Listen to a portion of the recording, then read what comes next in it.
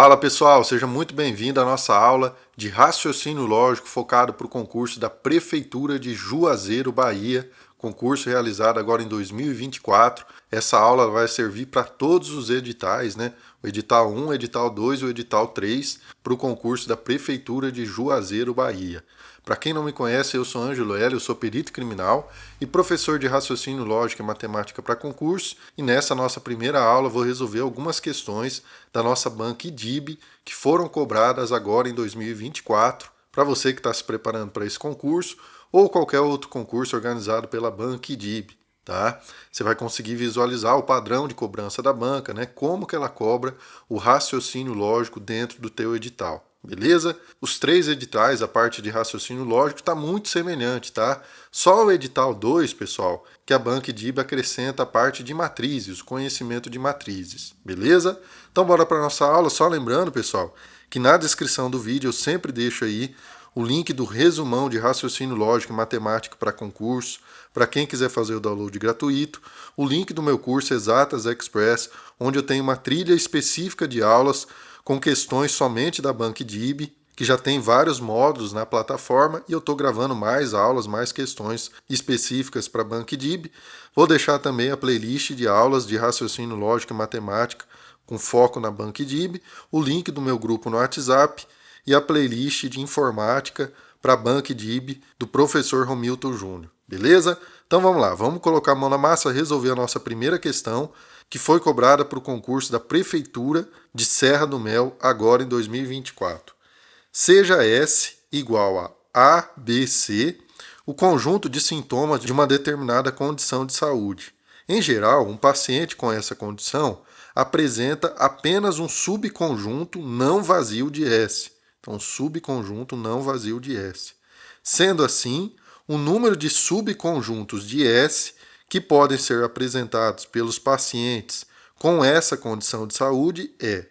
Então, em resumo, pessoal, o que a questão ela está querendo saber, né? O que a nossa banca está querendo saber é a quantidade de subconjuntos não vazios do nosso conjunto S, tá?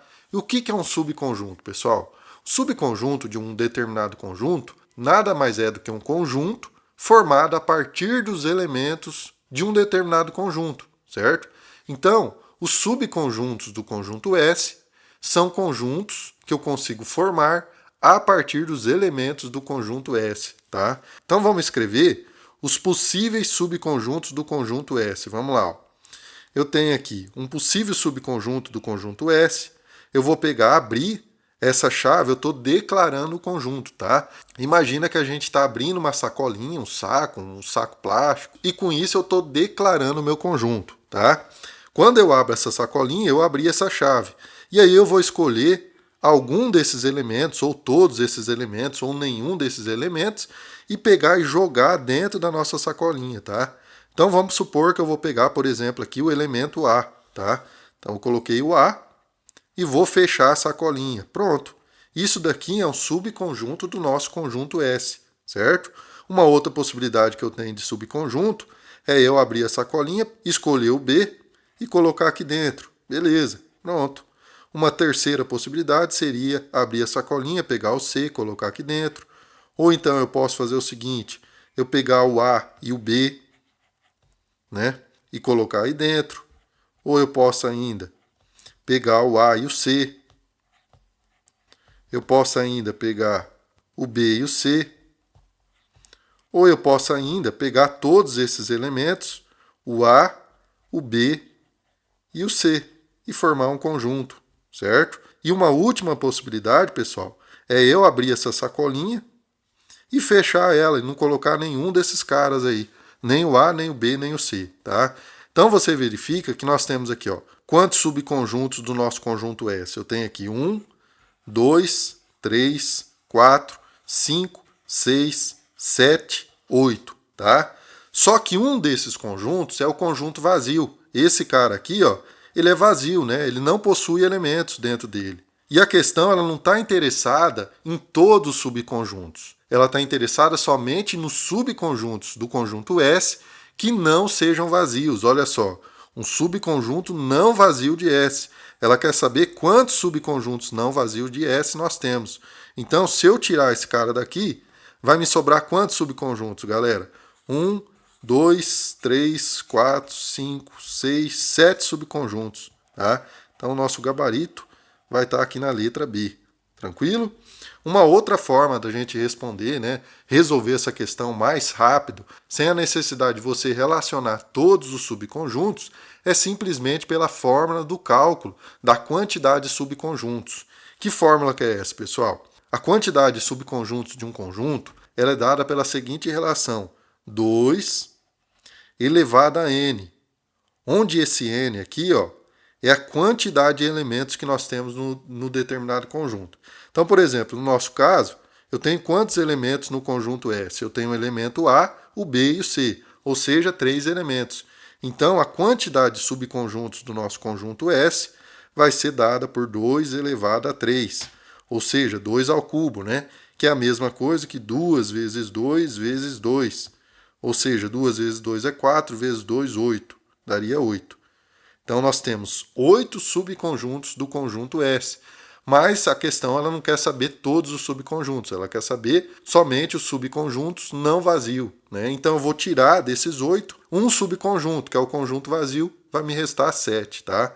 A lógica, pessoal, dessa fórmula aqui é a seguinte: para cada um desses elementos que nós temos aqui, ó, certo? Para o elemento A, eu tenho duas possibilidades de escolha.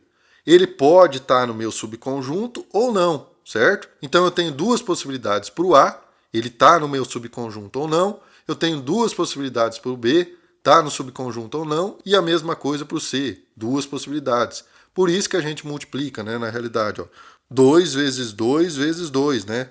Cada um desses dois aqui são as duas possibilidades que eu tenho. Escolher o determinado elemento para colocar dentro da sacolinha, ou seja, para colocar dentro do meu subconjunto ou não, tá? Então isso daqui na realidade, essa formulinha aqui, né, vem lá da análise combinatória, do princípio multiplicativo, beleza? Só para a gente dar uma pincelada, né, pessoal? E não ficar só na resolução da questão, para você poder aproveitar um pouquinho mais de cada uma das questões, beleza? Questão resolvida. Vamos avançar, próxima questão, questão de número 2, Banco e DIB. E se eu estou conseguindo te ajudar de alguma forma, deixa o like, se inscreve no meu canal, me ajuda a continuar te ajudando. Quem já está inscrito, deixa um comentário, compartilha esse conteúdo. E quem tiver interesse em conhecer o meu curso de raciocínio lógico focado em resolução de questões, onde você vai encontrar uma trilha específica de aulas só da Banco e DIB, o link vai estar aí na descrição. Vamos lá. Questão de número 2. Lucas e seus 2 sócios foram a uma reunião de negócios em que receberam uma quantidade de contratos para revisar. No caminho de volta, um dos sócios revisou 1/8 do total de contratos que receberam e o outro sócio revisou 1/7 do que restou. Em seguida, Lucas revisou metade dos contratos que sobraram. Restaram ainda 21 contratos quando eles chegaram ao escritório. Sendo assim, a quantidade total de contratos que eles receberam foi. Vamos lá. Vamos organizar as informações para a gente tentar ser o mais didático possível, tá? Eu vou construir aqui uma tabelinha para organizar essas informações. Então, eu vou colocar aqui o que foi revisado. Então, revisou. E o que restou, certo? Revisou e restou. E agora eu vou montar as colunas, tá? Então, nós temos aqui um dos sócios, então vou colocar aqui primeiro sócio.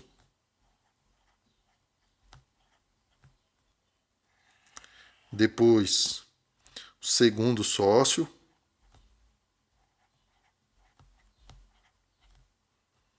E depois, o Lucas, né?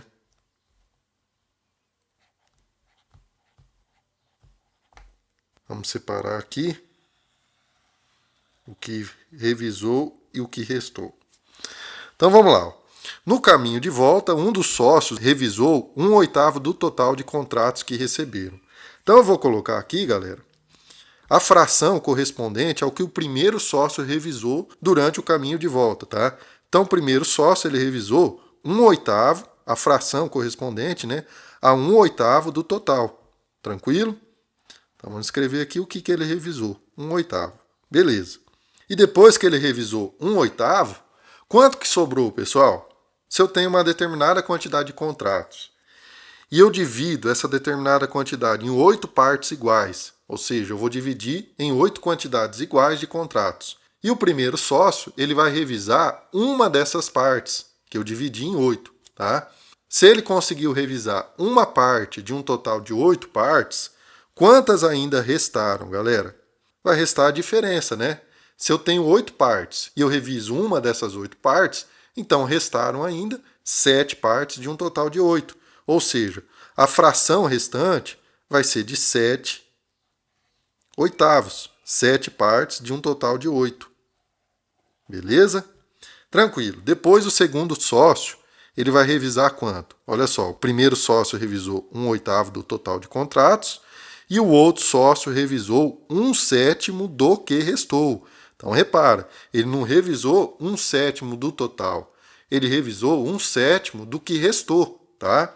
Então vamos escrever isso. O segundo sócio, ele revisou 1/7, mas não é 1/7 do total, tá?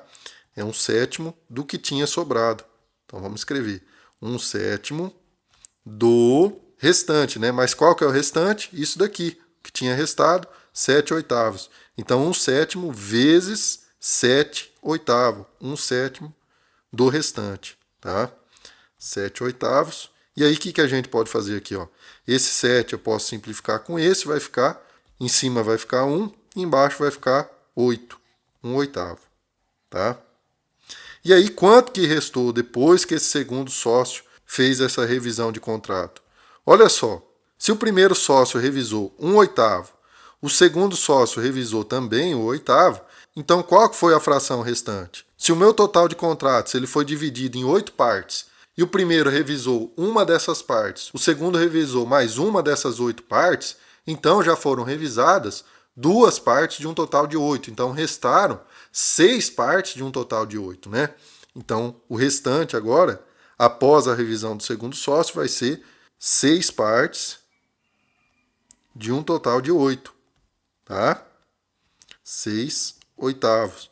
Porque o primeiro revisou 1/8 e o segundo revisou mais 1/8. Então 1/8 mais 1/8 vai dar 2 oitavos, né? Então os dois primeiros sócios já revisaram 2 oitavos. 2 partes de um total de 8, então restaram 6 partes de um total de 8. Beleza? Depois, o que a gente tem? Em seguida, Lucas revisou. Então, Lucas revisou metade dos contratos que sobraram. Então, Lucas ele revisou metade dos contratos que sobraram. Então, vamos colocar aqui, o Lucas revisou metade, é 1/2, né? 1/2. Então, 1/2 do que? Do total? Não, né? Do que restou. Mas o que restou? Restou 6 oitavos. Então, o Lucas ele vai revisar 1/2, a metade de 6 oitavos. Tranquilo?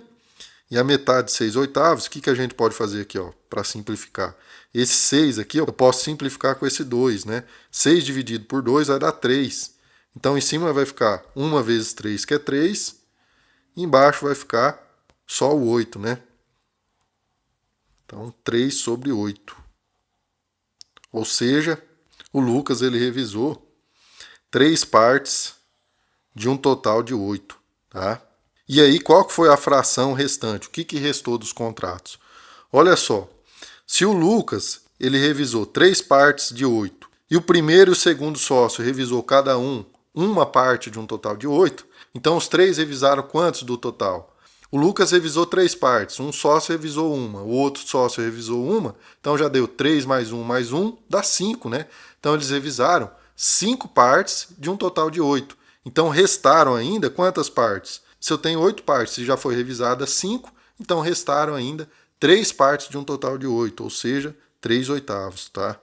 Esse daqui é o restante. A gente poderia também pensar, né, na seguinte ideia. Se o Lucas ele revisou metade do que tinha restado, então restou a outra metade, né? Se o que ele revisou foi a metade e essa metade é 3 oitavos, então vai sobrar a outra metade, ou seja, a outra metade, o resto vai ser os 3 oitavos, que é o que a gente calculou aqui. Beleza? Muito bem, galera. Então nós encontramos que restaram ainda 3 oitavos do total, essa fração restante, que representa 21 contratos quando eles chegaram ao escritório, ou seja, Esses 3/8, essa fração restante de 3/8, representa, na realidade, 21 contratos. Tá? Então vamos trabalhar a ideia de fração aqui. Ó.